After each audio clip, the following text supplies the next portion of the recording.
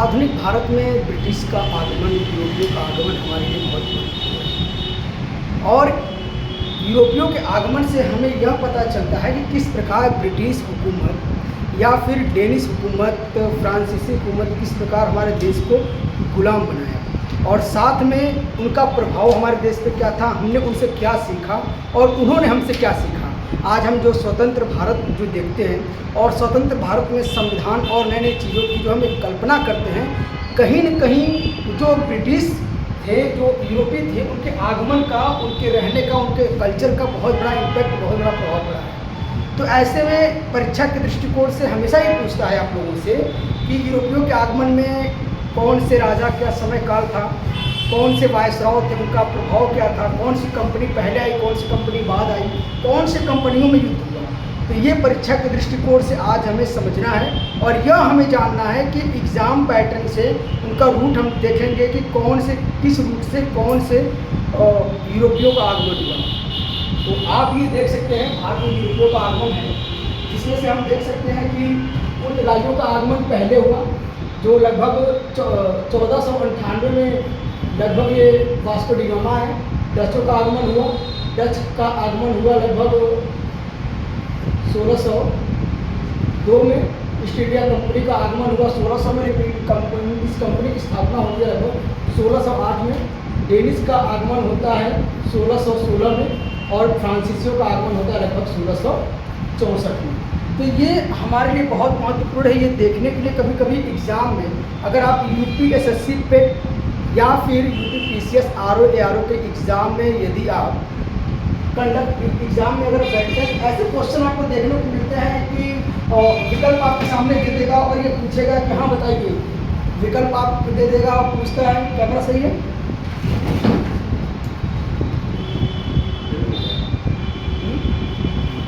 ठीक है, कभी कभी ये पूछ लेता है कि टाइम पीरियड बताइए कि पुर्तगाली का समय काल कब था, डचों का समय काल कब था। तो ऐसे हमारे लिए बहुत महत्वपूर्ण होते हैं। तो हम ये मैप से अब समझेंगे कि सबसे पहले कौन आया। तो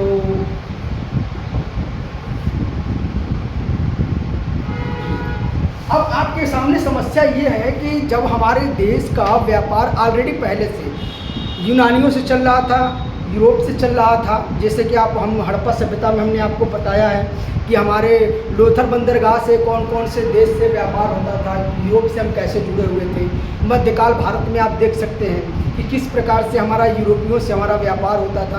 तो आखिर समस्या क्या थी। आपने अक्सर अन्य कोचिंग संस्थाओं में या फिर वीडियो में देखे होंगे कि भारत की खोज वास्को डी गामा ने किया या फिर अमेरिका की खोज कोलंबस ने किया, लेकिन ये फैक्ट आपके लिए गलत है।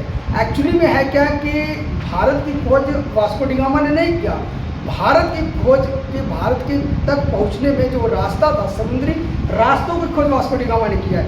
कोलंबस ने अमेरिका की खोज नहीं किया, कोलंबस ने समुद्री मार्गों की खोज किया है।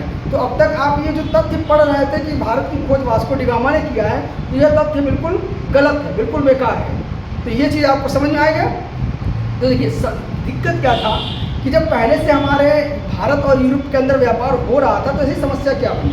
तो ऐसी समस्या बनने का कारण ये था कि 1453 में उस्मानिया सल्तनत 1453 में उस्मानिया सल्तनत जो था वो एशिया माइनर जीत गया। एशिया माइनर जीत गया यानी कि आप जब देखेंगे सऊदी अरेबिया और ईरान का पार्ट, सऊदी और अरेबिया जो यूरोप और भारत को जोड़ता था, स्थल मार्गों के माध्यम से भारत और यूरोप को जोड़ता था, तो वहाँ पे जो है 1453 में उस्मानिया सल्तनत का कब्जा हो गया।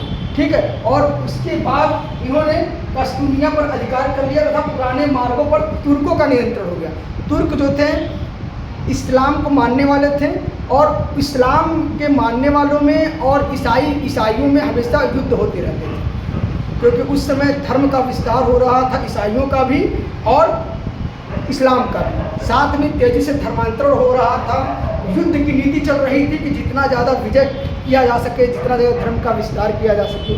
तो ऐसे में समस्या ये तब बन गया जब 1453 में उस्मानिया सल्तनत ने एशिया माइनर को जीतकर तुर्कों के नियंत्रण में वो मार्ग आ गया। अब समस्या ये बन गया कि यूरोप से भारत का कनेक्टिविटी टूट गया। भारत और यूरोप का जो संबंध था वो पूरी तरीके से टूट गया। अब इसका सबसे बड़ा समस्या यह हुआ कि जब संबंध टूट गया तो व्यापार भी टूट गया, और व्यापार टूटने का सबसे बड़ा नुकसान यूरोपियों को हुआ, क्योंकि उस समय का जो भारत था, आप सुने होंगे सोने की चिड़िया, उस समय का जो भारत था वो आत्मनिर्भर भारत था। सभी प्रकार की वस्तुएं यहाँ बनाई जाती थी, पूर्ण रूप से यहाँ पे सारी संसाधन उपलब्ध थे।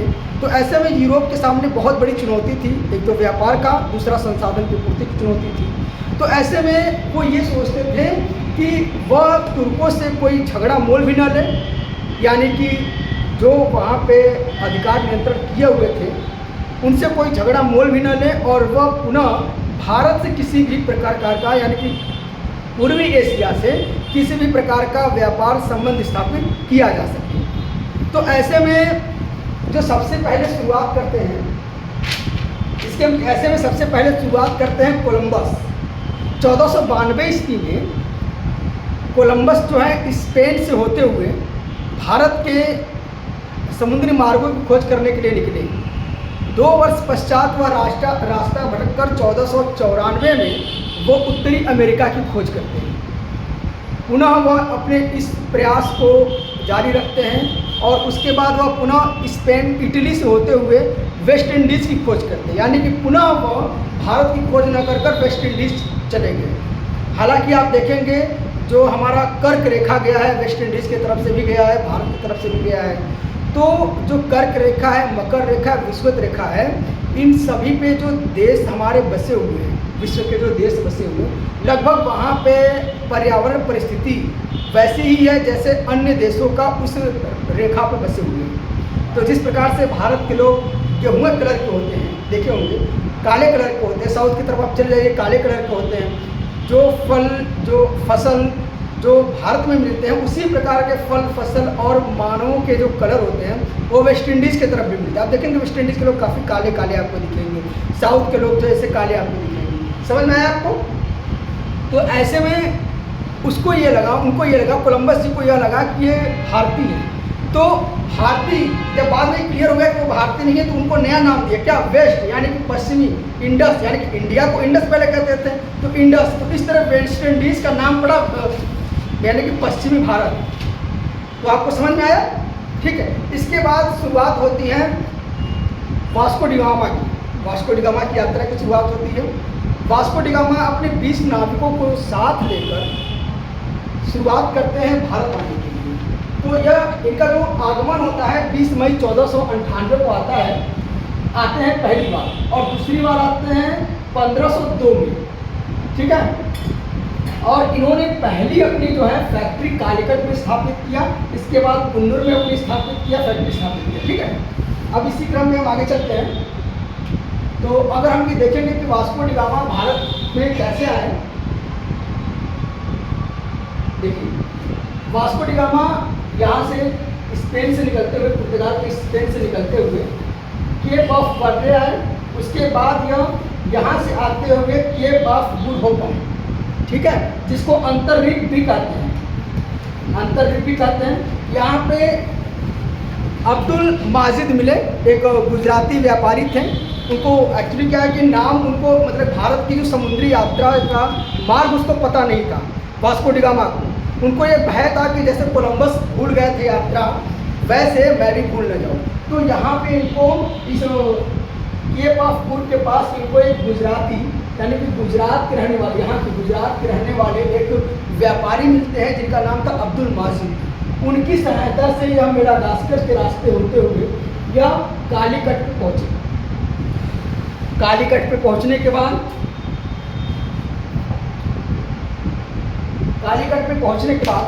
इनका जो स्वागत करते हैं,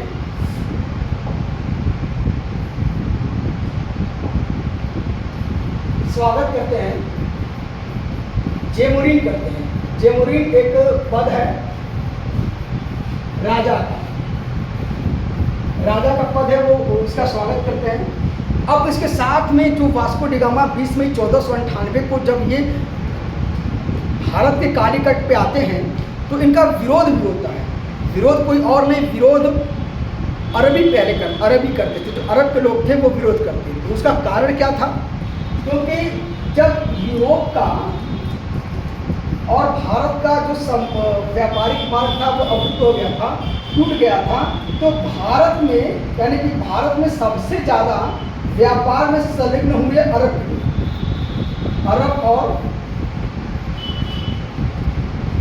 अरब और वेनिस के लोग सबसे ज़्यादा उसमें संलग्न हुए। तो जो अरब के व्यापारी थे उन्होंने वास्को डी गामा का विरोध किया जेमुरिन के स्वागत करने के उपरांत। अभी आप ये बताइए, जो उस समय के व्यापारी थे, व्यापारी का मतलब क्या है कि जो अरबी व्यापारी थे जब वो व्यापार कर रहे थे कर के रूप में, टैक्स के रूप में कुछ पैसे राजा को दे रहे थे, राजा के राजस्व की वृद्धि हो रही थी। लेकिन जब वास्को डी गामा भारत आए तो जेमुरिन को यह लगा कि ये भारत और यूरोप के संबंधों को पुनः स्थापित करने का सबसे अच्छी अपॉर्चुनिटी है, सबसे अच्छा मौका है। तो उन्होंने इस रूप में इसको देखा कि यूरोप का और भारत का पुनः जब संबंध होगा तो व्यापार बढ़ेगा तो भारत और यहाँ के राज्यों का अधिकोष बढ़ेगा। इसी फायदों को देखते हुए जेमुरिन ने वास्को डी गामा का स्वागत किया। लेकिन अरबवासियों को क्या डर था, जो अरब व्यापारियों को क्या डर था कि अब हमारा एक और प्रतिद्वंदी भारत में आ चुका है। तो इसलिए उनको यह भय यह था कि अगर ये वास्को डी गामा भारत आए हैं, यानी कि अगर यूरोप से भारत आने का एक मार्ग प्रशस्त हो चुका है तो अन्य यूरोपीय भारत आएंगे, और इस प्रकार से अरब वासियों को यानी कि जो यहाँ पे व्यापारी थे उनको एक एज ए कम्पिटिटर मिल गया। इतना तक आप लोगों को समझ में आ गया? इसके बाद हम चलते हैं आगे। तो अगर यहाँ की बात करते हैं, जो यूरोपीय जो पुर्तगाली थे, ये यहाँ पे अपनी फैक्ट्री बनाते थे। फैक्ट्री, अब आप ध्यान देंगे, आज का फैक्ट्री जो उत्पादन होता था, उत्पादन का केंद्र होता है आज की फैक्ट्री, लेकिन उस समय की जो फैक्ट्री थी उसका उद्देश्य होता था स्टोर रूम, यानी कि भंडार गृह। ठीक है, साथ में इसमें कार्यालय होते थे एवं पुर्तगालियों का निवास स्थल होता है। पुर्तगाल का निवास स्थल। इतना आपको समझ में आया? इतना आपको समझ में आ गया? उसके बाद हम आते हैं अगली कड़ी।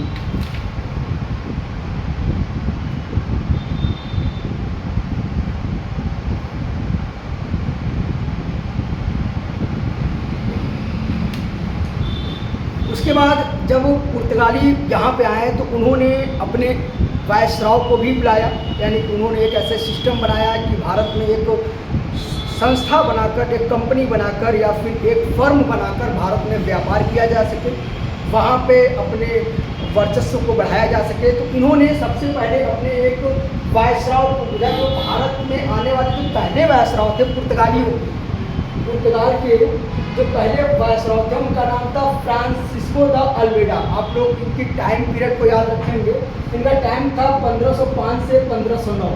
और जैसे कि हमने आपको पहले ही बता दिया था कि क्या हमें सभी वायसराव या सभी राजाओं के बारे में पढ़ना है, तो ऐसा बिल्कुल नहीं है।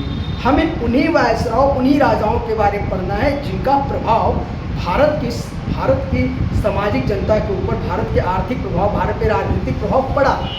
तो ऐसे में जो फ्रांसिस्को द अल्वेडा थे, जो 1505 और 1509 ईस्वी में आए भारत में, इन्होंने एक पॉलिसी लाया, ब्लू वाटर पॉलिसी। अब आपके मन में यह सवाल उत्पन्न हो रहा है सर, ये ब्लू वाटर पॉलिसी क्या है? तो ब्लू वाटर पॉलिसी का मतलब क्या है? आप लोग अपने मैप खोलिए, मैप आप खोलेंगे, इंडिया का मैप, तो आपको दिखेगा हिंद महासागर। हिंद महासागर आप जब खोलेंगे, आप विश्व का मैप खोल लीजिए, विश्व का मैप, उसमें भी आपको दिखेगा हिंद महासागर। जब आप लोग खोलेंगे तो उसमें आप लोग ये देखेंगे कि इंडोनेशिया हो गया, पूर्वी एशिया हो गया, या फिर अन्य देशों से कनेक्टिविटी का सबसे अच्छा माध्यम है हिंद महासागर। आप ये देखते होंगे कि ये हिंद महासागर ही प्रशांत महासागर को भी जोड़ता है, ठीक है, जिससे आप उत्तरी अमेरिका की तरफ जा सकते हैं, यूरोप की तरफ जा सकते हैं और इधर इंडोनेशिया और जापान की तरफ जा सकते हैं। तो जो थे फ्रांसिस्को द अल्मेडा थे, उन्होंने एक बात को समझ लिया था अच्छे तरीके से कि अगर समुद्री मार्गों की खोज हो चुकी है तो ये समुद्री मार्गों की जानकारी सबको हो जाएगी। साथ में यूरोप हो गया और अन्य देशों से लोग व्यापार करने के लिए देश विदेश यानी कि पूर्वी एशिया की तरफ आएंगे। ऐसे में उनका उद्देश्य ये था कि हिंद महासागर में अपने शक्ति को स्थापित करना, अपनी शक्ति को मजबूत करना कि कोई भी व्यापारी या फिर कोई भी कंपनी बिना पुर्तगालियों के संपर्क में या फिर बिना पुर्तगालियों के समझौते से कोई व्यापार अपना स्थापित न कर सके। अथवा अगर कोई भविष्य में कोई चुनौती या चैलेंज आती है पुर्तगालियों को व्यापार से संबंधित, ठीक है, तो ब्लू वाटर पॉलिसी के तहत उनके पास शक्ति है, वो अपना प्रयोग करके उनका समाधान कर सके या फिर युद्ध लड़ सके। इतना आप लोगों को समझ में आया, ठीक है। उसके बाद हमारे दूसरे जो अपने आते हैं पुर्तगाली वायसराय, वो है अल्फांसो डी अल्बुकर्क या 1505 से यानी कि 1515। ये सबसे महत्वपूर्ण हमारे वायसराय हैं पुर्तगालियों के लिए, क्योंकि इनको ही पुर्तगाल का वास्तविक संस्थापक माना जाता है। अब इस चीज़ को आप समझेंगे कि इन्होंने ब्लू वाटर पॉलिसी को बंद कर दिया। ब्लू वाटर पॉलिसी को बंद कर दिया, इसका मतलब ब्लू वाटर पॉलिसी को बिल्कुल ख़त्म नहीं किया, उन्होंने उसमें कुछ रणनीतिक बदलाव किए, ठीक है। इसके साथ इन्होंने 1510 में बीजापुर के शासक यूसुफ आदिल शाह से गोवा छीन लिया। ये वही गोवा है जो पुर्तगालियों का सबसे बड़ा अड्डा था, जहाँ पे पुर्तगाल निवास करते थे। और आपको शायद विश्वास नहीं होगा कि भारत की आज़ादी तो 1947 में प्राप्त हो गया था, तो जो भारत को आज़ादी 1947 में मिला था वो ब्रिटिशर से मिला था, अंग्रेज़ों से मिला था वो आज़ादी। वो उसी समय भारत में अन्य कंपनियां, अन्य यूरोपीय और अन्य विदेशी ताकतें भारत में रहती थी। जैसे कि मान लीजिए पुर्तगाल रहते थे, पुर्तगाल गोवा में रहते थे, और जब 1947 में देश को आज़ादी मिली थी तो पुर्तगाल ने यह कहा था कि यह आज़ादी आपको अंग्रेज़ों से मिली है, यह समझौता आपको अंग्रेज़ों से हुआ है, यह समझौता पुर्तगाल से नहीं हुआ है। इसलिए आप देखेंगे कि गोवा को सबसे लास्ट में 1962 में लगभग इनको आज़ादी मिली है। ये बात आपको पता है कि नहीं पता है? तो यही कारण है। तो पुर्तगाल ये 1510 में बीजापुर के शासक यूसुफ आदिल शाह ने गोवा को छीन लिया, और अल्बुकर्क ने यह जानते थे कि अगर भारत में पुर्तगालियों के शक्तियों का विस्तार करना है या फिर पुर्तगाल में व्यापार को ज़्यादा स्थापित करना है तो यहाँ के संस्कृति को सीखना बहुत ज़रूरी है, यहाँ के लोगों का विश्वास जीतना बहुत ज़रूरी है।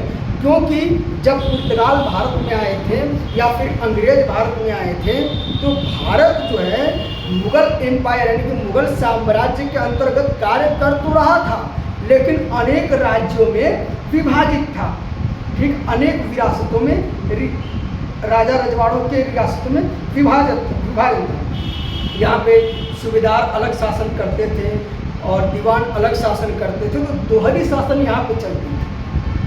उनको यहाँ के लोगों का, यहाँ के राजाओं का, यहाँ की जनता का विश्वास जीतना बहुत ज़रूरी था, यहाँ पे शक्ति का विस्तार करना बहुत ज़रूरी था। तो इसलिए जो फ्रांसिस्को दी अल्बुकर्क जो है, अल्फांसो दी अल्बुकर्क जो है, जो हमारे दूसरे वायसराय हैं, इन्होंने भारतीय स्त्रियों को पुर्तगालियों से विवाह करने के लिए प्रेरित किया, प्रोत्साहित किया। आप समझे, विवाह करने के लिए प्रोत्साहित इसलिए किया क्योंकि वो जनसंख्या वृद्धि करके भारत से मिलता जुलती एक संस्कृति का निर्माण कर पाएंगे, जिसमें पुर्तगाल और यूरोप की भी छवि हो और भारत की भी छवि हो। आपको समझ में आ गया कि जो पुर्तगाल थे उनको विवाह करने के लिए क्यों प्रेरित कर रहे थे पुर्तगालियों को, जो अल्बुकर्क थे। इतना आपको समझ में आया? इसके बाद हम चलते हैं आगे।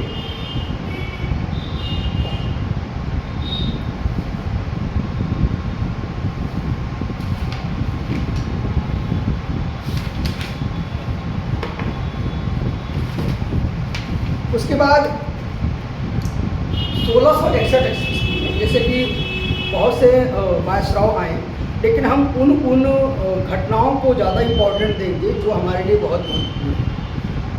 तो उसके बाद लगभग 1661 ईस्वी में पुर्तगाल और ब्रिटिश अपने संबंधों को पुनः स्थापित करने के लिए, देखिए ब्रिटिश भी भारत आ चुके हैं उस शासनकाल में 1661 में, पुर्तगाल भी आ चुके हैं। इन दोनों में कहीं न कहीं युद्ध हुआ होगा, कहीं न कहीं इनमें कंपटीशन रहा होगा व्यापार को लेकर, विदेश में भी झगड़े होते थे, भारत में भी झगड़े होते थे। तो इस समस्या के समाधान के लिए पुर्तगाल की राजकुमारी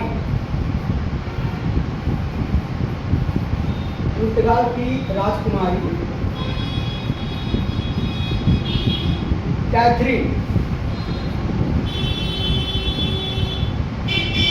और ब्रिटिश के राजकुमार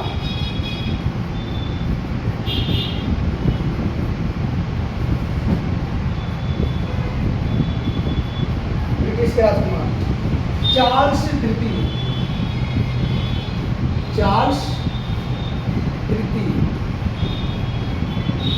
इनका विवाह कराया गया 1661 में। इस बात को समझिए, 1661 में पुर्तगाल की राजकुमारी कैथरीन और ब्रिटिश के राजकुमार चार्ल्स तृतीय का विवाह कराया गया।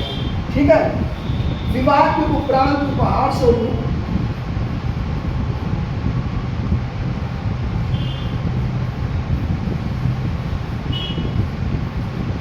बॉम्बे दहेज में दिया गया। अब देखिए, ध्यान दीजिए इस चीज को, आप जमीन भारत की, शहर भारत का यानी कि नगर भारत का, और दहेज का आदान प्रदान कौन कर रहा है?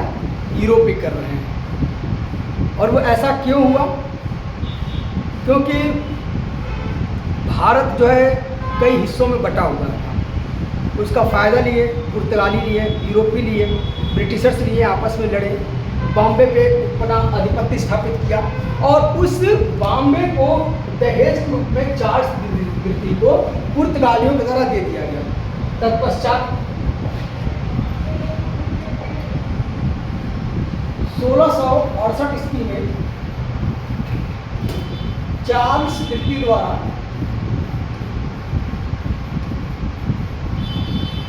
बॉम्बे को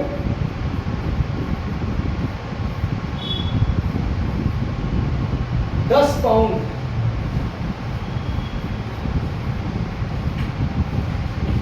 वार्षिक किराए पे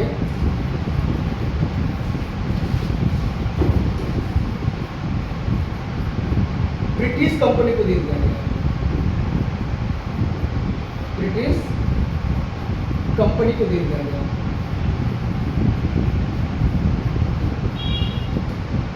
इतना तक आपको समझ में आया?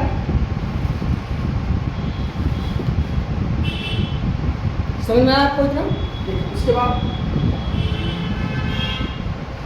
अब देखिए, पुर्तगाल के आने से देश को, जैसे कि हमारा देश गुलाम बना, अनेक विदेशी ताकतों ने हमारे देश पे अधिकार स्थापित किया, हमें गुलाम बनाया।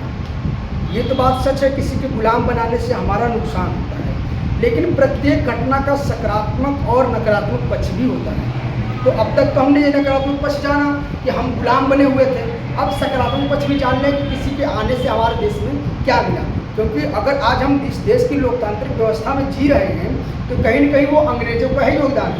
क्योंकि अगर हम भारतीय संविधान को हम पढ़ेंगे तो भारतीय संविधान का जो 1935 एक्ट है, ठीक है, भारतीय संविधान संशोधन 1935 एक्ट है, अधिकतम जो है वहाँ से प्रावधान लिए गए हैं।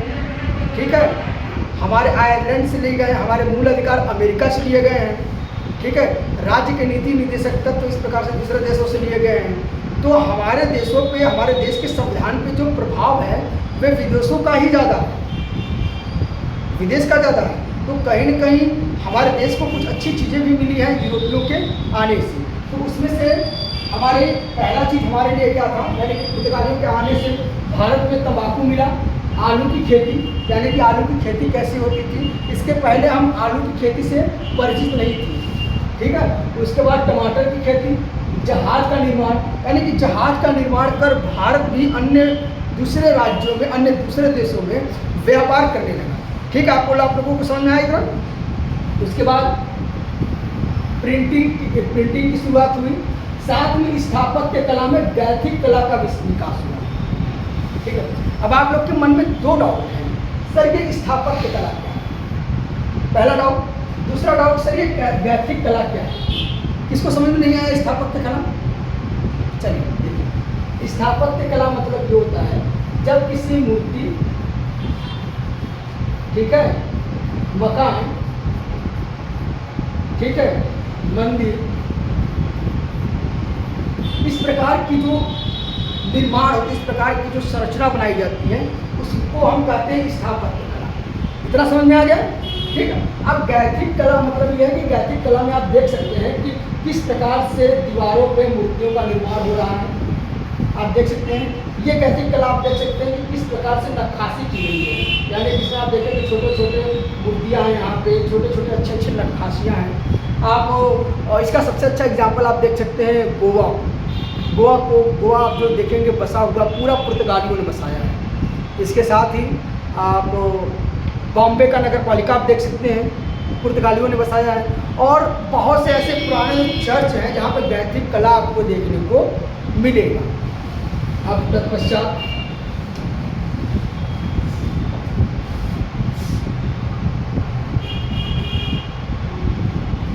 अब आपको ये समझ में आ रहा है कि इतना तो सर है, लेकिन आखिर पुर्तगालियों का पतन कैसे हुआ। देखिए इस चीज़ को आप समझिए, पुर्तगालियों का पतन कैसे हुआ, देखेंगे आप ध्यान से।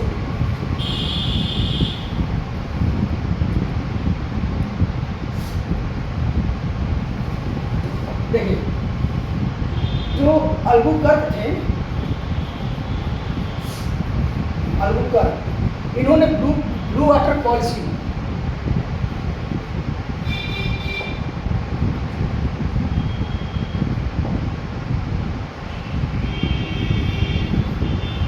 जो अल्बुकर्क थे उन्होंने ब्लू वाटर पॉलिसी लाया। ठीक है, अरे सॉरी, ब्लू वाटर पॉलिसी को बंद किया। साथ में इन्होंने कार्टेज अमेडा पद्धति लाया, कार्टेज अमेडा पद्धति।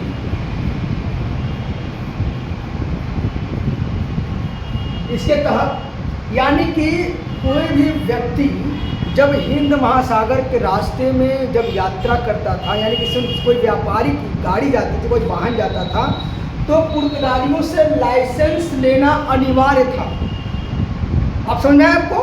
पुर्तगालियों से लाइसेंस लेना अनिवार्य था, उसी को कहते हैं कार्टेज अमेडा पद्धति। और आपको विश्वास नहीं होगा, भारत के अकबर भी कार्टेज अमेडा पद्धति के तहत लाइसेंस लेके अपने वस्तुओं का, अपने सामानों का व्यापार करते थे। इतना समझ में आया आपको? अब देखिए, अब आपको मन में ये होगा कि सर ये पतन कैसे हुआ।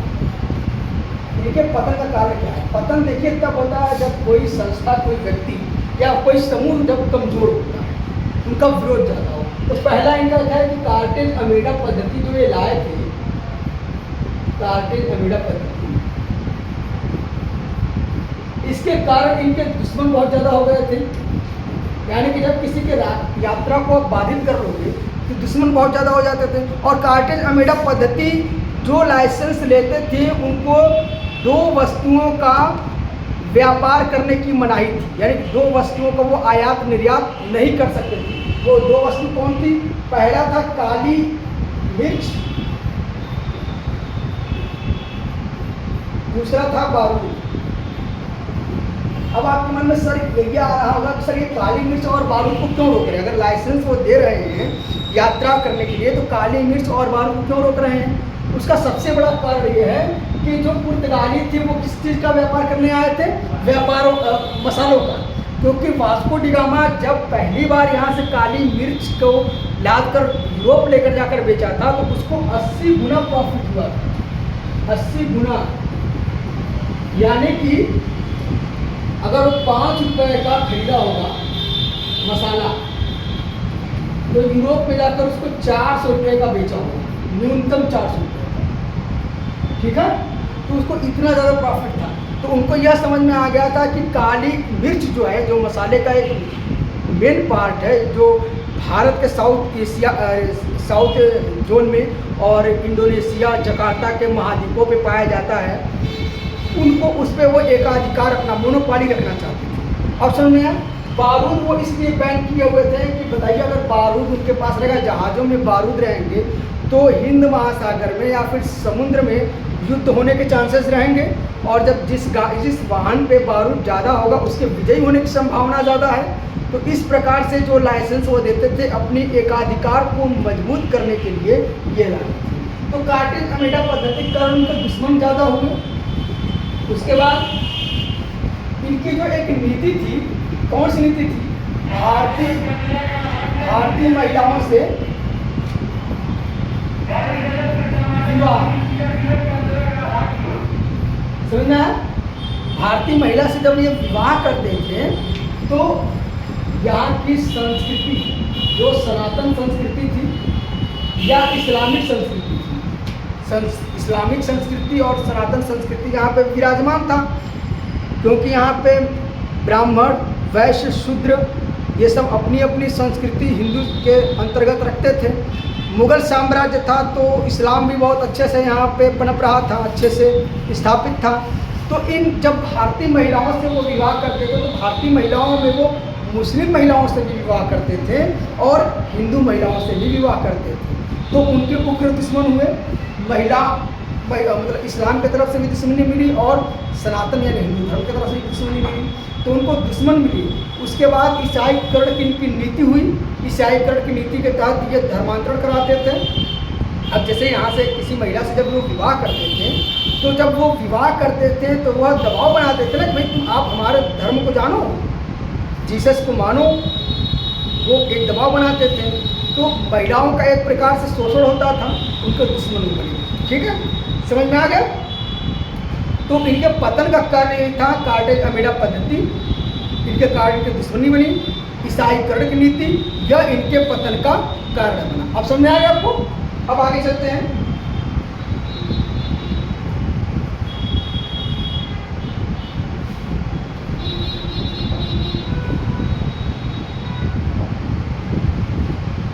ठीक है, अब देखिए, अब आते हैं हम लोग डच का आगमन। ठीक है, जो दूसरे हमारे हैं डच हैं। डच के आगमन को हम पढ़ेंगे। तो पुर्तगालियों के पश्चात डचों का आगमन हुआ। डच हॉलैंड, वर्तमान में नीदरलैंड, आप अपने मैप में देखेंगे नीदरलैंड कहाँ है, वहाँ से डच आए हुए थे। ठीक है, 1596 में कॉर्नेलियस डी हाउटमैन, इसको आप ये देख लेंगे, हाउटमैन है, हाउटमैन देखेंगे, इसका नाम हाउटमैन है, ये आप फोटो इनको देख सकते हैं। 1596 में Cornelius de Houtman Cape of Good Hope, यानी कि आप जो अफ्रीका में देखे थे केप ऑफ गुड होप, उसके रास्ते से होते हुए सुमात्रा तथा बाडेन पहुंचे, यानी कि सुमात्रा, इंडोनेशिया की जो सुमात्रा द्वीप जो है आप देखेंगे वहाँ पहुँचे। इनको आप मैप में देख सकते हैं, यानी कि आप ये थोड़ा सा धुंधला है लेकिन आप ये देख सकते हैं।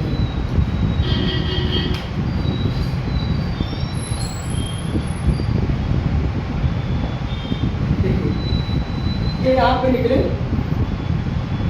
नीदरलैंड से आते हुए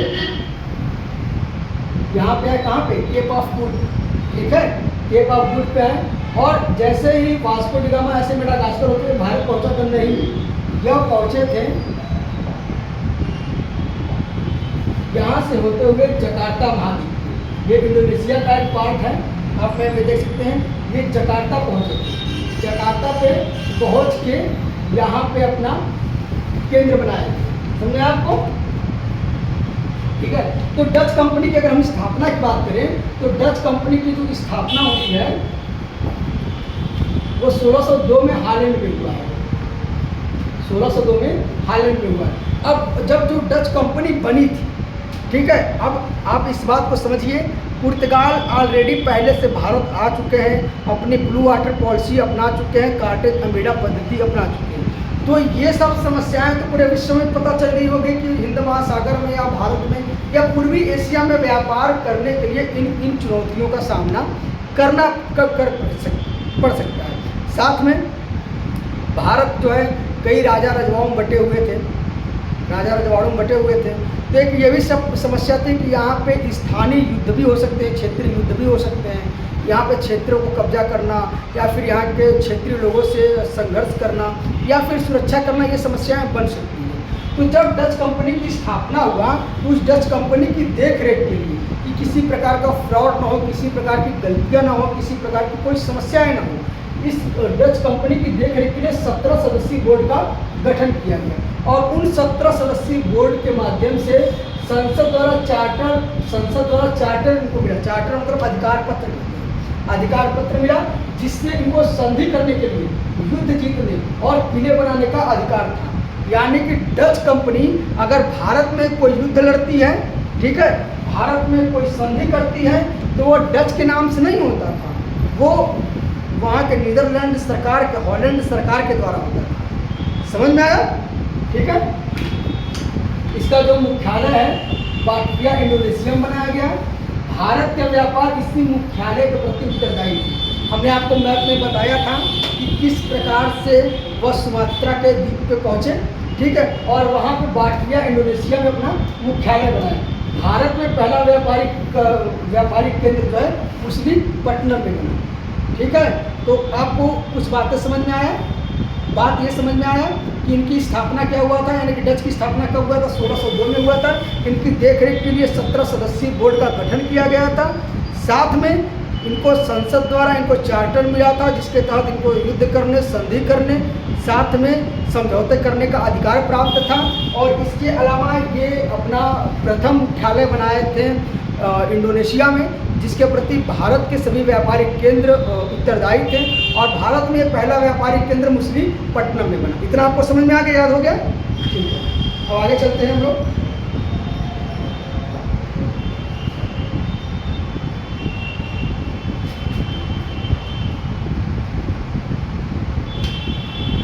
देखिए, डच कंपनी जो थी वो भारत में मसालों को प्राथमिकता न देकर इन्होंने यहाँ पे कपास के वस्तुओं को प्राथमिकता दिया।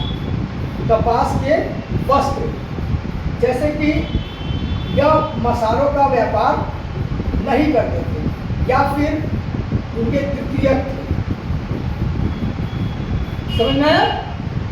तो आप कभी कभी आपसे ये प्रश्न यह पूछ सकता है कि मसालों की जगह कपास का व्यापार कौन सी कंपनी करती थी? तो डच कंपनी करती थी। या आपका वनडे एग्जाम में पूछ सकता है, पीसीएस के एग्जाम में पूछ सकता है। समझ में आया आपको? यहाँ पे आपको समझ में आया? और भारतीय वस्त्रों के निर्यात का श्रेय, आयात निर्यात का श्रेय या फिर व्यापार की तरह वस्तु बनाने का श्रेय डचों को जाता है। ये इनका हमेशा युद्ध होता था। तो 1759 में बदोरा का एक युद्ध हुआ। अब जैसे कि भारत में पुर्तगाल उस समय थे, ठीक है, और ब्रिटिशर्स भी थे और डच तो है ही। तो 1759 में बदोरा का युद्ध होता है। बदोरा का युद्ध, उस युद्ध में अंग्रेजों द्वारा इनको पराजित कर दिया गया।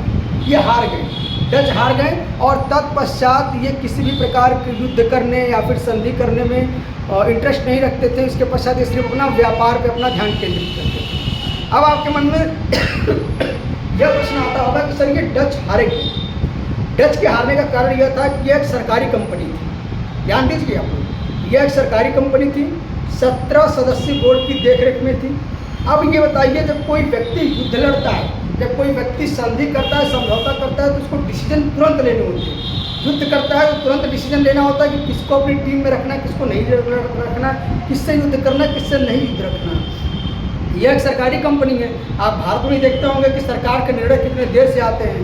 तो उस समय कोई कनेक्टिविटी का बहुत अच्छा माध्यम भी नहीं था, कोई मैसेज नहीं था व्हाट्सएप कॉल कर लें, वीडियो कॉल करके दिखा दें कि ये सिचुएशन है।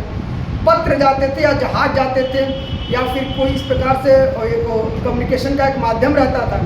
लेकिन आप जब देखेंगे तो वहाँ की पॉलिसी थी, जो सरकार थी, डच सरकार थी, वह जो है सही समय पर डिसीजन नहीं ले पाती थी। तो ना युद्ध हो पाते थे, ना समय से, और ना ही कोई संधि हो पाती थी, तो इस कारण से डिसीजन लेने में लेट करते थे, इसलिए अंग्रेजों से ये हार गए।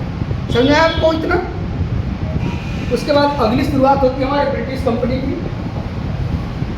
ब्रिटिश कंपनी ये सबसे महत्वपूर्ण कंपनी है, क्योंकि इसने ही हमारे देश को गुलाम बनाया, लंबे समय तक हमारे देश में शोषण किया, और साथ में 1947 में जो हमारे देश में आज़ादी मिला वो इस ब्रिटिश सरकार से मिला, ईस्ट इंडिया कंपनी यानी ब्रिटिश सरकार से मिला। तो ब्रिटिश सरकार तो बाद में आई, लेकिन सबसे पहले आई ब्रिटिश कंपनी, जो बाद में ब्रिटिश सरकार का नाम बदली। ठीक है, तो इनके अगर हम शुरुआत करते हैं तो 1588 में अंग्रेजों ने अपने नौसैनिक श्रेष्ठता को स्थापित किया। यानी कि जो आप नौसेना को आप देखते हैं, नौसेना को, तो 1588 में नौसैनिक श्रेष्ठता को स्थापित किया, और इन्होंने विश्व भर को एक संदेश दिया कि हमसे अधिक नौसेना में कोई भी ताकतवर नहीं है। ठीक है, तत्पश्चात इन्होंने पूर्वी क्षेत्र में व्यापार करने के लिए, पूर्वी क्षेत्र में व्यापार करने के लिए, पूर्वी एशिया में व्यापार करने के लिए अपनी इच्छा जाहिर की। ठीक है, तो अब हम देखेंगे इस ब्रिटिश कंपनी के बारे में अच्छे से पढ़ेंगे। तो ब्रिटिश कंपनी का जो स्थापना हुआ था वो 1599 में, 1599 में इंग्लैंड में मर्चेंट एडवेंचर नामक दल की स्थापना हुआ। ठीक है, तत्पश्चात इनको 1600 में महारानी एलिजाबेथ प्रथम द्वारा कंपनी के पूर्व के साथ व्यापार करने हेतु अधिकार प्राप्त 15 वर्षों के लिए प्राप्त हुआ। यानी कि महारानी एलिजाबेथ ने इस कंपनी को, मर्चेंट एडवेंचर नामक जो कंपनी थी, उसको ये एक अधिकार पत्र दिया कि 15 वर्षों तक सिर्फ आपकी ही कंपनी जाकर भारत और भारत से संबंधित पूर्वी एशिया देश में व्यापार करेगा। अब आप लोग के मन में प्रश्न ये उठता है कि सर आखिर इंग्लैंड ने ऐसा कदम क्यों उठाया कि एक ही कंपनी को एक अधिकार दे दिया? जैसे अगर मान लीजिए, समझ लीजिए इस चीज़ को, आप समझिए, भारत से ही अगर जाकर भूटान में सिर्फ एक कंपनी को, यानी कि अंबानी जी को कह दिया जाए कि आप जाकर व्यापार करेंगे, तो यह अपने तरीके से मूल्य का निर्धारण कर लेंगे, अपने तरीके से उत्पादन करेंगे, और जब कोई कंपटीटर नहीं होगा, भारत का वहाँ पे कोई कंपटीटर नहीं होगा, तो संघर्ष कम होंगे। तो इसीलिए अपने वास्तविक शक्ति का प्रदर्शन और स्थापना के लिए इन्होंने एलिजाबेथ से 15 वर्षों के लिए एक अधिकार प्राप्त कर लिया। यहाँ तक आपको समझ में आया? उसके बाद 1608 में कप्तान हॉकिंस के नेतृत्व में ब्रिटिश व्यापारी मंडल व्यापारिक केंद्रों की स्थापना की। ठीक है, उसके बाद 1609 में ब्रिटिश सम्राट फर्स्ट ने कंपनी को अनिश्चित काल के लिए व्यापारिक एकाधिकार प्रदान किया। यानी कि जब बहुत अच्छा रोल इन्होंने अदा, मतलब कि बहुत अच्छा इम्पैक्ट डालने लगे, प्रभाव डालने लगे ब्रिटिश कंपनी भारत के ऊपर, तो इन्होंने यह इच्छा जाहिर किया, इन्होंने सम्राट जो इतना खुश हो गए थे कि इन्होंने अनिश्चित काल के लिए दे दिया कि चलो ठीक है, जब तक तुम्हारी इच्छा करे तब तक तुम्हारी इस व्यापार पे मोनोपोली, यानी कि भारत हो गया, इंडोनेशिया हो गया, जकार्ता हो गया, म्यांमार हो गया, भूटान हो गया, इन सभी देशों में अपने व्यापार को एकाधिकार की तरह इस्तेमाल करो, यानी कि कोई और कंपनी इस देश से नहीं जाए। यहाँ तक आपको समझ में आया? ठीक है, उसके बाद 1611 में कंपनी द्वारा सर्वप्रथम अस्थायी कारखाना मछलीपट्टनम में स्थापित किया। आपसे क्वेश्चन पूछ सकता है कभी कभी, आप ये देखिए एग्जाम में इस चीज़ को आपको ध्यान देना है कि जब आपसे पूछे कि ब्रिटिश अपनी पहली कंपनी कहाँ पे स्थापित किया, पहला कारखाना कहाँ पे स्थापित किया, तो आपको ये ऑप्शन में पढ़ना होगा कि स्थायी या अस्थायी। अगर अस्थायी की बात करें तो 1611 में मछलीपट्टनम में हुआ था, और 1613 में प्रथम जो है सूरत में हुआ स्थायी। आपके ये क्वेश्चन तैयार हो गए। पहला, अगर अस्थायी की बात करें तो 1611 में मछलीपट्टनम में हुआ था, अगर स्थायी की बात करें तो 1613 में सूरत में हुआ था। इतना आपको समझ में आया?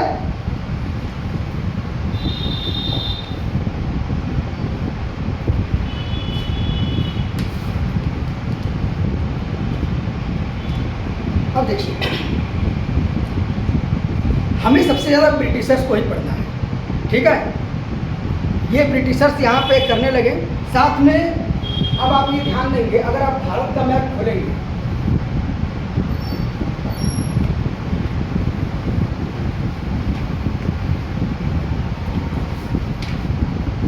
अगर आप भारत का मैप खोलेंगे ऐसे, तो आप देखेंगे पहला इन्होंने अपना जो व्यापारिक प्रभुत्व स्थापित करना स्टार्ट किया वो बंगाल की तरफ। ठीक है, क्योंकि इन्होंने, उसका कारण ये था कि इन्होंने फ्रांस से और पुर्तगालियों से एक बात का सीख ले लिया था कि भारत जो है कई राज्यों में बटा हुआ है, कई राजा रजवाड़ों में बटा हुआ है। अब आप ये बताइए, कई राजा रजवाड़ों में बटा हुआ है तो इन लोगों में संघर्ष भी होगा। जब संघर्ष होगा तो इनको सेना की आवश्यकता भी होगी। तो राजनीतिक हस्तक्षेप कर लाभ कमाने का उद्देश्य जो है इन्होंने इस कारण से बंगाल में अपने स्टार्ट किया। ठीक है, इसी कड़ी में हम आगे देखते हैं 1698 में। ठीक है, 1698 में बंगाल के सूबेदार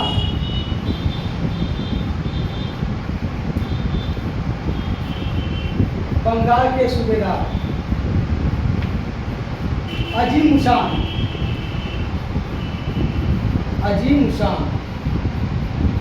देखिए, पहली चीज को समझिए कि भारत में जो है राज्य मुगल काल के अंतर्गत कार्य कैसे करते थे। जैसे कि मान लीजिए ये बंगाल राज्य है, ठीक है, बंगाल, मान लीजिए बंगाल राज्य है, ठीक है। तो बंगाल राज्य किसके अधीन है? मुगल एम्पायर के अधीन है, मुगल बादशाह के अधीन है। ठीक है, अब बंगाल जो है राज्य को संचालित कैसे किया जाता था? संचालित दो तरीके से किया जाता था। एक होते थे सूबेदार, एक होते थे दीवान। ध्यान देंगे, सूबेदार का काम क्या होता था? जो प्रशासनिक व्यवस्थाएं होती थी, यानी कि आप एक डीएम को देख सकते हैं, प्रशासनिक व्यवस्थाओं को मैनेज करता था। इसके अंदर न्यायपालिका आती थी, इसके अंदर एक न्यायपालिका आती थी, पुलिस आता था, यानी कि पुलिस मतलब सैनिक, सेना, यानी कि किस प्रकार से वहाँ पर लॉ एंड ऑर्डर मेंटेन करना है। समझ में आया आपको? आज की भाषा में समझिए लॉ एंड ऑर्डर कैसे मेंटेन करना है। सूबेदार का काम यही था कि वहाँ पे प्रशासनिक कार्य कैसे होते थे। दीवान का काम यह होता था कि दीवान का मतलब ये होता था कि वहाँ पे टैक्स कलेक्ट कैसे होता था, यानी कि राजस्व की वृद्धि कैसे होगा, राजस्व की वृद्धि। यहाँ तक आपको समझ में आया? समझ में आया आप लोगों को? ठीक है, तो अब जो अजीम शान थे, ये जो सूबेदार थे अजीम शान, समझिए, अजीम शान जो थे सूबेदार, ये अंग्रेजों से खुश होकर, यानी कि जो अंग्रेज आते थे, बूट डालो राज करो, गिफ्ट देते थे, उपहार देते थे, लुभावने उपहार देते थे, इसलिए क्योंकि उनको लाभ प्राप्त हो सके। कोई भी व्यक्ति यदि आपको कोई उपहार दे रहा है, कोई लाभ दे रहा है, तो या तो वो आपसे प्रेम करता है, और प्रेम परिवार के लोग ही करते हैं, बाहरी व्यक्ति तो लाभ के उद्देश्य से होता है। तो यदि कोई लाभ दे रहा है तो वो भविष्य में लाभ लेने या फिर आपके साथ किसी प्रकार का छल करने के उद्देश्य से ही लाभ आपको दे रहा है। इतना आपको समझ में आया? अब इस चीज़ को आप समझिए। अजीम शान काफ़ी अय्याश टाइप का व्यक्ति था। वो दिल्ली के मुगल परिवार से संबंधित था। वो काफ़ी नाच गाने का काफ़ी शौकीन था। तो वो अक्सर वो दिल्ली में रहा करता था, या फिर इस प्रकार के जहाँ पे माहौल बनते थे नाच गाना टाइप का या फिर थोड़ा सा अय्यासी टाइप का, वहाँ पे ज़्यादा रहता था। और ये उपहार स्वरूप ज़्यादा ले लेता था। मैं कुछ भी कोई भी उपहार देता वो ले लेता था। अंग्रेज इस कड़ी को, इस कमजोरी को पहचानते थे। ठीक है, इन्होंने काफ़ी को खुश किया। तो इन्होंने अजीम शान ने सुल्तानती प्लस गोविंदपुर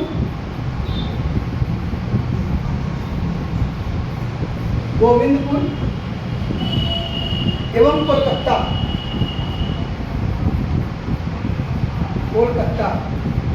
इसकी जो जमींदारी थी, वो ब्रिटिशर्स को दे दिया, यानी कि ब्रिटिश कंपनी को दे दिया। अब देखिए जमींदारी का मतलब समझिए, जमींदार और जमींदारी का मतलब, जमींदारी का मतलब, जमींदार का मतलब ये होता था यह गांव का वह मुखिया होता था, समझिए इस चीज को, गांव का वह मुखिया होता था या उस क्षेत्र का वह मुखिया होता था जो लगान कलेक्ट करके, राजस्व टैक्स जनता से कलेक्ट करके राजा को पहुंचाता था। तो जो अगर मान लीजिए इस ब्रिटिशर्स को जमींदारी मिल गई, जमींदारी का मतलब क्या है कि इनको वहाँ से टैक्स कलेक्ट करने की परमिशन मिल गई, समझिए इस चीज़ को आप, टैक्स कलेक्ट करने की परमिशन मिल गई। तो जब टैक्स कलेक्ट करने की परमिशन आपको मिल जाएगी तो क्या आपके पास एक प्रकार की शक्ति नहीं आ गई जनता से कनेक्टिविटी बनाने का, या फिर जनता का शोषण करने का, या फिर अपने मनमाने तरीके से लगाने या टैक्स वसूलने का, ठीक है। तो सुल्तानी गोविंदपुर और कोलकाता जो है अजीम खान ने जमींदारी ने बना दी। यहीं से शुरुआत होता है भारत के गुलाम होने की पहला कड़ी, यहीं से भारत गुलाम होना स्टार्ट हो गया, ठीक है। इन्हीं क्षेत्रों को मिलाकर फोर्ट विलियम कलकत्ता की स्थापना किया जाता है, इन्हीं क्षेत्रों को मिलाकर फोर्ट विलियम यानी कि कलकत्ता की स्थापना किया जाता है, कलकत्ता की स्थापना, समझ में आया? कलकत्ता की स्थापना किया जाता है, जिसके प्रेसिडेंट थे चार्ल्स आयर, प्रेसिडेंट थे चार्ल्स आयर। इतना आपको समझ में आया, ठीक है। 1717 में देखिए, अब ये व्यक्ति मुगल तक पहुंच गए, यानी कि अपने व्यापार को किस प्रकार से लाभ लिया जाता है ये मुगल तक भी पहुंच गए, यानी कि मुगल बादशाह तक पहुंच गए। मुगल बादशाह फर्रुखसियर,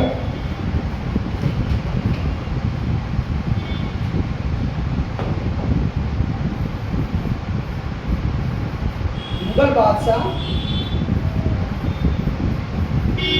फर्रुखसियर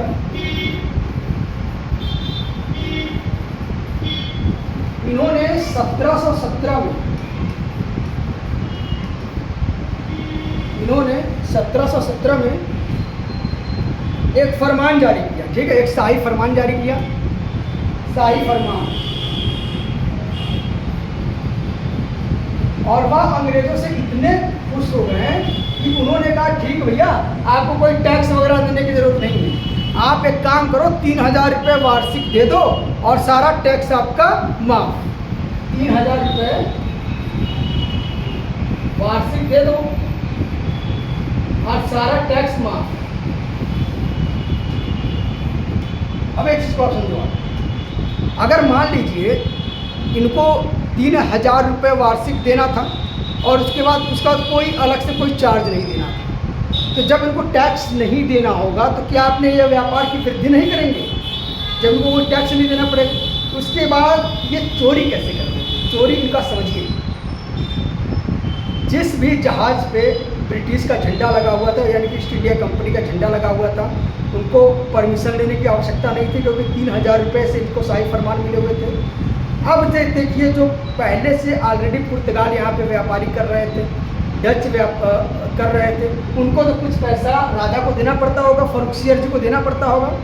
अब जो ब्रिटिशर्स थे, ईस्ट इंडिया कंपनी वाले तो क्या चालाकी करते थे, वो ये कहते थे, देखो वो कहते थे कंपनियों से, देखो भैया तुम 2000 रुपये देते हो, किसको देते हो? राजा को। एक काम करो तुम हमको 1000 दो, हम तुम्हारा जहाज पार करवा देंगे। कैसे? तुम कुछ मत करो, हमारा झंडा लगा लो, ये बता दो कि हमारी कंपनी ईस्ट इंडिया कंपनी का माल है। तो 1000 रुपये इस तरीके से वो कमाना स्टार्ट किए, यानी कि चोरी डबल होने लगा। तो इस प्रकार से अंग्रेज आर्थिक रूप से मजबूत होना स्टार्ट हो गए। यहाँ तक आपको सब कहानी समझ में आया, ठीक है। उसके बाद अब हम ब्रिटिश का कैसे विस्तारवादी नीति अपनाया ये हम अगले कड़ी में पढ़ेंगे, लेकिन हम अभी कंपनियों को पढ़ रहे हैं तो इस चैप्टर को यही क्लोज करते हैं। अब आगे हम चलते हैं इसमें डेनिश कंपनी, डेनिश कंपनी चलते हैं।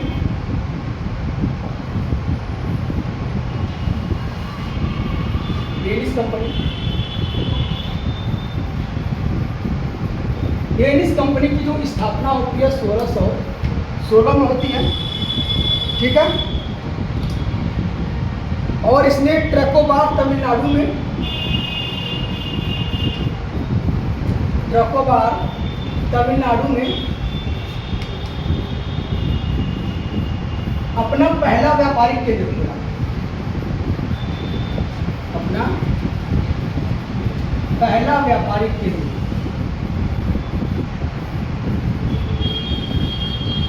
ठीक है।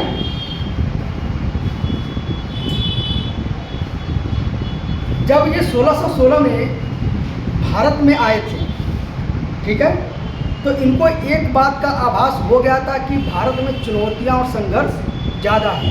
यहाँ पे क्षेत्रीय राजा और क्षेत्रीय लोग भी आपस में युद्ध कर रहे हैं, साथ में यहाँ के जो विदेशी ताकतें हैं, यानी कि जो यहाँ पे व्यापारी हैं, उनमें भी युद्ध हो रहा है। समझ में आया आप लोगों को? तो उन्होंने इस समस्याओं को देखते हुए अपनी सारी कंपनियों को, सारे केंद्रों को ब्रिटिश कंपनी को बेच दिया, ब्रिटिश कंपनी को बेच दिया। अब यहाँ से भी अंग्रेज मजबूत हुए नहीं हुए, केंद्र उनको बने बनाए मिल गए, व्यापार बने बनाए मिल गए, तो अंग्रेज मजबूत हुए, ठीक है। अब हम चलते हैं 1664 में फ्रांसीसी कंपनी, और ये सबसे महत्वपूर्ण कंपनी है क्योंकि अंत तक दो ही कंपनियों में युद्ध चलता रहा, फ्रांस में और इंग्लैंड में, ठीक है। तो अगली हम कंपनी पढ़ेंगे फ्रांस कंपनी, फ्रांसीसी कंपनी। फ्रांसीसी कंपनी का जो मूल नाम था कंपनी देश इंडेस ओरिएंटल, ठीक है। इनकी जो स्थापना होती है 1964 में, यानी कि फ्रांस के बाद ही बहुत सी कंपनियां आई भारत में या व्यापार के लिए। स्वीडन आया इसके बाद, फ्रांस के बाद स्वीडन भी आया, लेकिन हम फ्रांस, डेनिश, डच और पुर्तगाल और यूरोप ब्रिटिशर्स को ही इसलिए ज़्यादा पढ़ते हैं क्योंकि इनका प्रभाव है। स्वीडन वगैरह का आए गए उनका कोई मतलब नहीं है, ठीक है। तो इसकी जो स्थापना है 1964 में हुआ। इनके जो संस्थापक थे कोलबर्ट वो थे जो फ्रांस के शासक लुई, यानी कि लुई 14वें।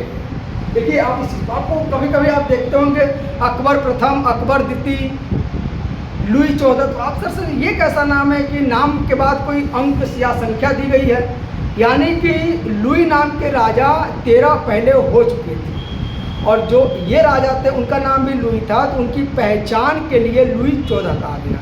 समझ में आया आपको यहाँ तक? तो लुई 14 जो थे उनके मंत्री थे कोलबर्ट जो थे लुई 14 के मंत्री थे। इन्होंने एक संस्था का निर्माण किया, एक कंपनी का निर्माण किया जो कंपनी देश इंडेस ओरिएंटल थी, ठीक है। और यह कंपनी जो पूरी तरीके से सरकार के खर्च पे राज्य के खर्च पे संचालित होता था। 1667 में फ्रांसीसी कैरो ने अभियान दल के साथ भारत रवाना हुआ। 1667 में 1668 में प्रथम फ्रांसीसी व्यापारिक कारखानों की स्थापना हुआ। तो आपके सामने ये प्रश्न बन सकते हैं कि फ्रांस का प्रथम व्यापारिक केंद्र कहाँ स्थापित हुआ? तो सूरत में। कब हुआ था? 1668 में, ठीक है। उसके बाद 1669 में मछलीपट्टनम में दूसरी कोठी स्थापित किया गया। इतना आपको समझ में आ गया?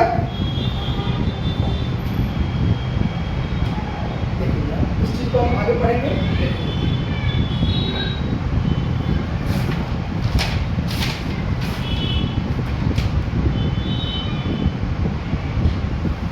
देखिए, अंग्रेज और फ्रांसीसियों के बीच में हमेशा युद्ध होते थे, ठीक है। भारतीय मुद्दों को लेकर युद्ध होते थे और विदेशी मुद्दों को लेकर युद्ध होते थे। जैसे कि जब फ्रांस और इंग्लैंड के लोग विदेश में या फिर किसी अन्य देश में, यानी कि फ्रांस भी गुलाम बनाता था देशों को, इंग्लैंड को देश गुलाम बनाता था, तो जब ये किसी मुद्दे को लेकर किसी दूसरे देश में लड़ते थे तो उस लड़ाई का प्रभाव भारत में भी होता था, ये दोनों आपस में भी लड़ जाते थे, ठीक है। तो अंग्रेज और फ्रांसीसियों के बीच में भारतीय और विदेशों का अंग्रेज और फ्रांसीसियों के बीच में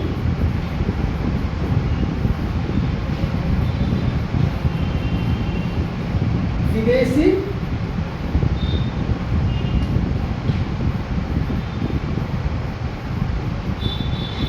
तथा भारतीय मुद्दे को लेकर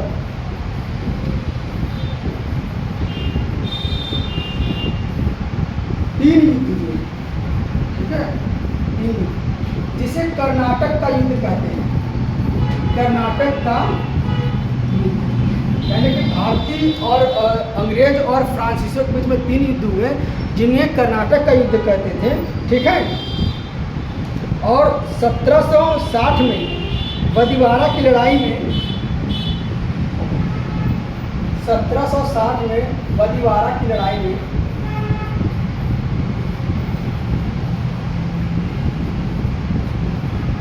फ्रांसीसी अंग्रेजियों द्वारा पराजित हो गए। फ्रांसीसी अंग्रेजों द्वारा पराजित हो गए। उसके बाद ये किसी भी प्रकार का युद्ध करने या फिर राज करने की नीति को त्याग दिया। इन्होंने सोचा कि सिर्फ हम व्यापार करेंगे। समझ में आया? ठीक है। आगे कड़ी में हम देखेंगे कि जैसे हमने आपको पहले बताया था कि राजनीतिक हस्तक्षेप कर लाभ कमाना, यानी कि अगर दो राजाओं के बीच में युद्ध चल रहे हो तो दोनों राजाओं को सेना प्रदान करना। जैसे आज हम देखते हैं कि अगर भारत, जैसे कि जितने भी पूंजीपति देश हैं, अमेरिका हो गया, रूस हो गया, जितने भी बड़े बड़े देश हैं, वो अक्सर चाहते हैं कि भारत का पाकिस्तान से युद्ध हो। ठीक है, भारत का पाकिस्तान से युद्ध हो। उसका कारण यह है कि जब भारत और पाकिस्तान का युद्ध होगा तो दोनों देशों को हथियार की आवश्यकता होगी और वो हथियार बेचेंगे। ठीक उसी तरीके से जो फ्रांस थे, ये आज की रणनीति नहीं है कि प्रत्येक देश चाहता है भारत युद्धों में फंसा रहे, वो रणनीति पुरानी है। जब फ्रांस थे, फ्रांस के एक अधिकारी थे क्लाइव अधिकारी, एक ऐसे थे, इन्होंने एक रणनीति बनाई कि राजनीतिक हस्तक्षेप कर लाभ कमाना। यानी कि अगर दो राजा आपस में लड़ रहे हैं, दो व्यापारी आपस में लड़ रहे हैं, तो इनको किसी भी प्रकार का आर्थिक या सैनिक सहायता प्राप्त कर बदले में कोई लाभ लेना। आपको समझ में आया इतना? ठीक है। तो जो फ्रांसीसी थे, उन्होंने पहला कॉन्सेप्ट दिया कि हम भाई राजनीतिक हस्तक्षेप कर किसी भी प्रकार का लाभ लिया जा सकता है। ठीक है। अब फ्रांसीसियों के पराजय का कारण क्या था? यानी कि फ्रांसीसी जो हारे, फ्रांसीसियों के पराजय का कारण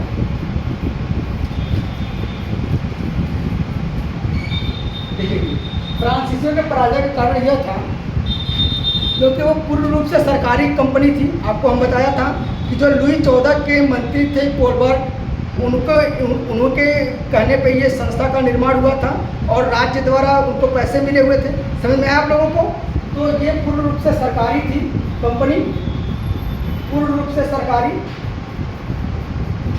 निर्णय लेने में देरी करती थी, यानी कि समय से निर्णय लेने में देरी करती थी।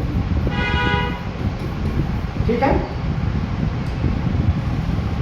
और साथ में फ्रांसीसियों का आपसी सहयोग नहीं था, यानी कि जो फ्रांस के अधिकारी थे, इनका आपस में सहयोग एवं समन्वय नहीं था।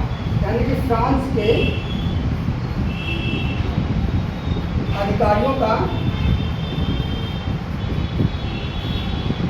समन्वय नहीं था आपस में। ठीक है। साथ में फ्रांसीसी की जो नौसैनिक क्षमता थी या युद्ध करने की क्षमता थी, अंग्रेजों से कमजोर थी। ठीक है, अंग्रेजों से कमजोर थी सैनिक क्षमता।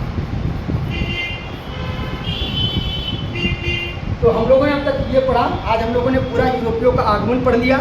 आगे हम पढ़ेंगे ब्रिटिश की विस्तारवादी नीति। इसमें हम ये पढ़ेंगे अगली क्लास में कि किस प्रकार से बंगाल पे कब्जा हुआ, किस प्रकार से पंजाब पे कब्जा हुआ, किस प्रकार से अन्य राज्यों पे ब्रिटिशर्स ने कब्जा किया और कैसे धीरे धीरे हमारा देश गुलाम हो गया। तो अगली क्लास में हम इस पर चर्चा करेंगे। ठीक है। Thank you very much.